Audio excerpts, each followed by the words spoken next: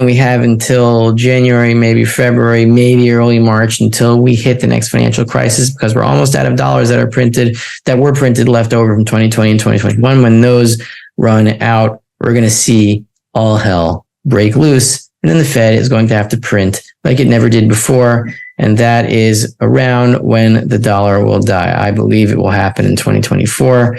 The process will start once the spare dollars run out. And from there, we should see mining stocks finally make their monster comeback. The gold market remains resilient, holding above $2,000 an ounce despite ongoing pressures, buoyed by steady U.S. consumer sentiment hovering near multi-year highs. On Friday, the University of Michigan reported a slight uptick in its preliminary consumer sentiment index to 79.6, marginally higher than January's 79.0 reading. This aligns closely with economists' expectations, who anticipated a reading around 80. Joanne Hsu, director of consumer survey at the university, noted the fact that sentiment remained stable this month suggests continued consumer confidence in the economy, reflecting significant improvements seen in December and January across various economic sectors. Consumers maintain optimism regarding the easing inflation and robust labor market conditions. Meanwhile, inflation expectations have remained relatively steady, with consumers foreseeing a 3% increase by this time next year, just slightly above January's 2.9% projection. Long-term inflation expectations have also held steady at 2.9% for the past 3 months, within a narrow range of 2.9 to 3.1% for the majority of the last 31 months, indicating sustained elevation compared to pre-pandemic levels. Despite this economic data, the gold market shows minimal reaction. April gold futures are currently trading at $2,090 an ounce. Now we'll show you with more clips of Rick Rule, but first hit the like button, smash the subscribe button. Also check our description, as Bybit is giving you free 20 USD just for creating an account so you can start adding crypto to your commodities portfolio today. Now let's get back with gold and silver. Enjoy the video.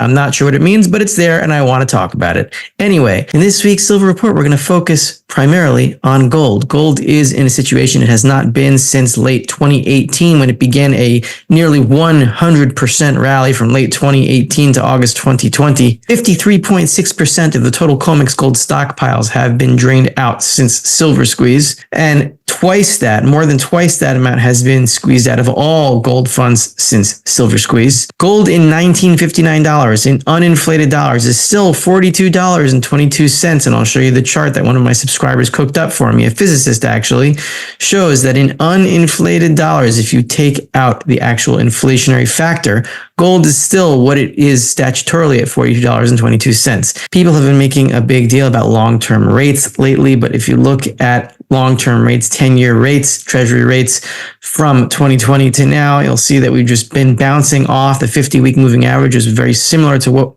we saw in the late 1970s, when after the final bounce, we headed vertical to about a 20% interest rate. I'm going to show you 2 times in the past, once in the 1940s and once in the 1970s, where we had 2 price inflationary waves, what they call inflation, what I call rising prices, 2 waves of rising consumer prices.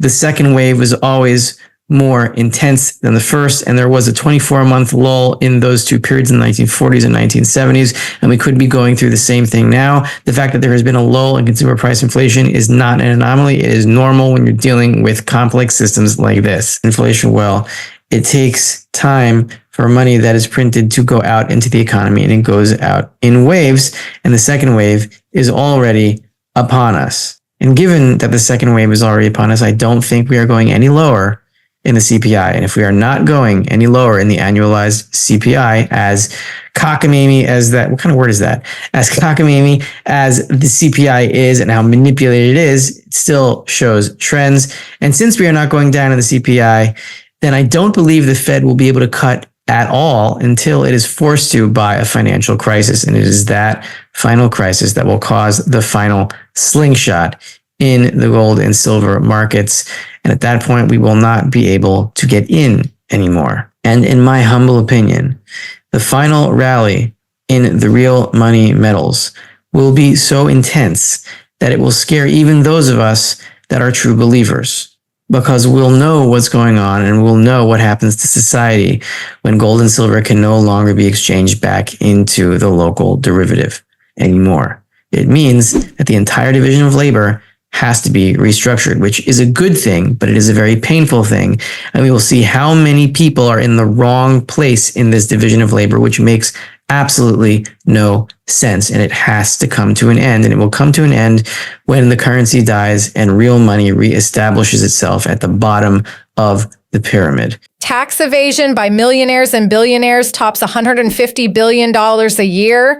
Millionaires and billionaires are evading more than $150 billion a year in taxes, according to the head of the Internal Revenue Service.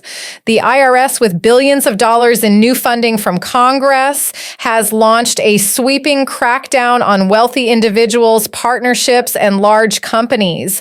Werfel said the agency is using artificial intelligence as part of the program and others to better identify returns most likely to contain evasion or errors. Not only does AI help find evasion, it also helps avoid audits of taxpayers who are following the rules. Now, we'll show you more clips, but first hit the like button and smash the subscribe button and turn on the notifications bell so you do not miss out on our daily videos. Check our links in the description for some massive sign-up bonuses if you're looking to add crypto to your commodities portfolio. Enjoy the video. A little bit about the gold to silver ratio in Weimar. How does silver behave in a hyperinflation? Well, we have here a constant gold to silver ratio from 1922 to the hyperinflation of November, December 1923. It stayed constant. You can do these calculations on your own. The first column here is paper marks. The second column is silver. The third column is gold. So if you take this from the third column, divide it by the second column, you get the gold to silver ratio. It's 13.95 all the way through, about 14-1. There's no reason why that will not happen again once the gold substitutes are dead. And look at this. We have a record gold drain for a month from the LBMA, the London Bullion Market Association, of 4.5 million ounces of gold, or at about 275 million ounces of gold left. This is a record for the month in gold drainage. And we have here another drainage of silver, not quite to record lows. I think it's about 8 million tons above record lows, but this is the first significant drawdown since December 2022. And remember, we have here in this little table here, this is the holdings for SLV and silver bars. So if you look at the London total here, I'm not sure if my picture's in the way, but I'll move it. It says 316,492 bars in the JPM London B Vault and 31,033 bars in the JPM London V Vault, both in London. So we take those bars together and we have 347,525 bars.